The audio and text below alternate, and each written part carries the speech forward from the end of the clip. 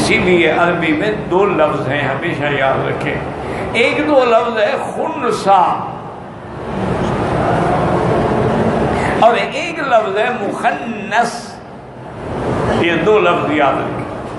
خنثی کا معنی یہ ہے کہ وہ ہجڑا ہے، پیدائشی ہجڑا، یعنی اس کے اندر نہ وہ مرد ہے نہ عورت ہے۔ اب اس کے جو شرعی احکام ہے نا جی کہ وراثت میں یا جنازے میں، تو پھر ان کی کیفیت فقہا نے لکھا دیکھنی ہوگی کہ اگر وہ پیشاب ایسے کرتا ہے یا اس کا نشان مردوں کی طرح ہے تو اس کو اسی طرح حق دیا جائے گا، عورت کی طرح ہے تو اسی طرح حق دیا جائے گا، ویسے وہ تو ہجڑا ہوتا ہے۔ ایک ہوتا ہے مخنث، ہجڑا تو نہیں، مرد ہو کے اپنے آپ کو عورتوں کے زئی میں، عورتوں کے لباس میں، عورتوں کے عادات میں تبدیل کرتا ہے، یہ لوگ مخنث۔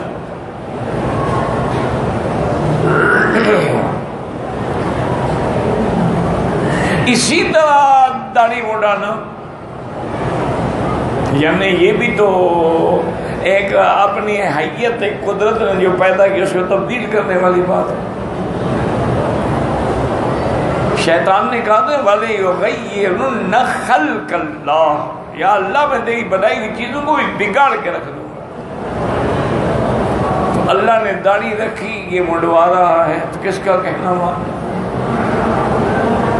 کبھی غور تو کرو نا کہ داڑھی رکھنے کا حکم خدا نے دیا، نہ رکھنے کا حکم کس نے دیا ہے؟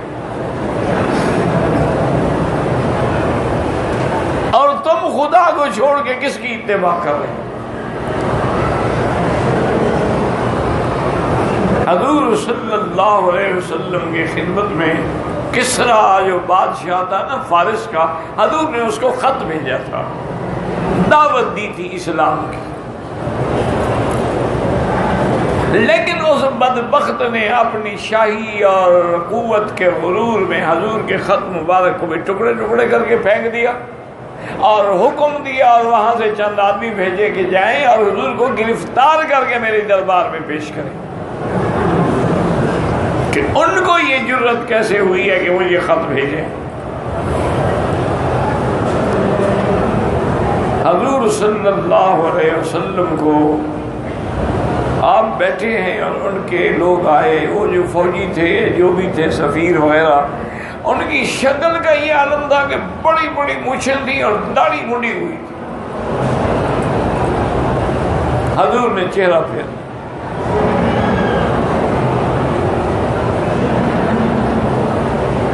اور حضور نے فرمایا کہ کس نے تمہیں حکم دیا ہے کہ داڑھی مڈاؤ؟ اور مجھے انہوں نے کہا ہمارے رب نے ہمیں حکم دیا۔ میں کون رب؟ انہوں نے کہا کسرا ہمارا رب ہے۔ حضرت نبی ہمارے رب نے تو حکم دیا ہے کہ داڑھی بڑھاؤ اور مونچھیں کٹاؤ۔ تو اب جو داڑھی نہیں رکھتے وہ کس رب کی بات مان رہے ہیں؟ کسرا کی یا ابلیس لعین کی؟ خود سوچیں، ہمیں کوئی تکلیف نہیں ہے، ہمارے کام تو یہ ہے کہ ہم دین کے چپراسی ہیں، دین کے سپاہی ہیں، دین کے چوکیدار ہیں، دین کے نام پہ ہم کھاتے ہیں، تو ہم تو کہتے رہیں گے، چیختے رہیں گے تمہاری مرضی نہ مانو۔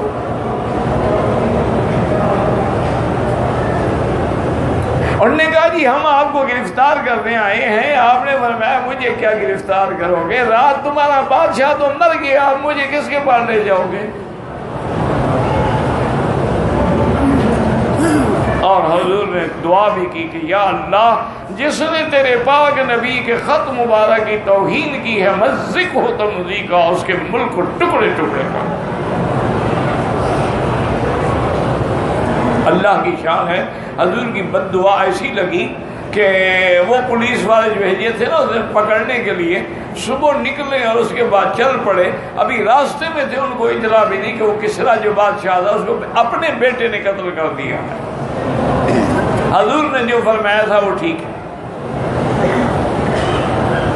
1 سال کے اندر 10 بادشاہ بنے، 10 کے 10 مارے گئے اور کسرا کا ملک ہمیشہ کے لیے ٹکڑے ٹکڑے ہو گئے۔ لا کسرا بعد الیوم، حضور آج کے بعد کسرا نہیں رہے گا۔ حضور کے خط مبارک کی توہین کرے وہ تو ٹکڑے ٹکڑے ہو جائے، جو حضور کی شکل کی، حضور کی سنت کی توہین کرے اس کے بارے میں کیا خیال ہے؟ آپ کی مرضی ہے میرے بھائی، آپ اپنی بیویوں کو راضی کریں، اپنے ساتھیوں کو راضی کریں، اپنے کلب کے دوستوں کو راضی کریں، یا اللہ رسول کو راضی کریں، یا آپ کی ہمارا کام تو بدلانا۔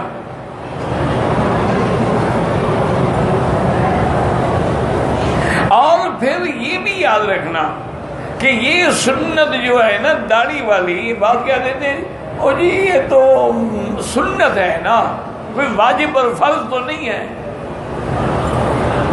ان بے وقوفوں کو یہ پتہ ہی نہیں کہ سنت کس کو کہتے ہیں۔ اللہ کے بندے، سنت کا معنی ہے طریقہ محمد مصطفیٰ۔ اب جیسے ہم عشاء کی نماز پڑھیں گے تو یہ فرض بھی ہے اور سنت بھی۔ سنت کیوں ہے؟ کس نے بتلایا ہے ہمیں کہ یہ فرض ہے اور 4 رکعت پڑھنی ہے؟ تو طریقہ کس کا ہے؟ محمد مصطفیٰ کا۔ فرض کیوں ہے؟ کہ اللہ نے فرض کیا۔ تو اسی لیے یہ سمجھیں کہ داڑھی مبارک جو ہے وہ سنت کیوں کہتی ہیں؟ کہ طریقہ ہے محمد مصطفیٰ کا، لیکن حکم کیا ہے کہ جب حضور نے حکم دیا تو امر وجوب کے لیے ہوتا ہے۔ اوفوا اللحیٰ وقصوا الشوارب، داڑھی بڑھاؤ اور مجھے کٹاؤ، تو واجب ہو گیا۔ اور فرض کا منکر جو ہے وہ کافر ہو جاتا ہے، اور واجب کا منکر فاسق و فاجر ہو جاتا ہے۔ یہ کہتے ہیں ابا جی یہ تو سنت ہی ہے، نہ کریں گے تو ثواب ہے، نہیں کریں گے تو گناہ نہیں، نعوذ باللہ۔ خود منع کرتے ہیں، خود تقریر کرتے ہیں، خود تعریف کرتے ہیں۔ اور یہ بات دیکھیں کہ مثلا عشاء سے پہلے 4 سنتیں غیر مؤکدہ ہیں، عشاء کے بعد 2 سنتیں مؤکدہ ہیں۔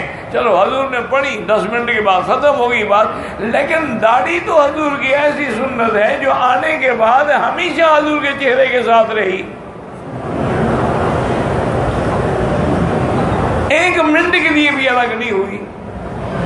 وہ تو ایسی اہم سنت ہے، اور سنت الانبیاء والمرسلین ہے۔ تمام انبیاء جو ہیں وہ سنت والے ہیں،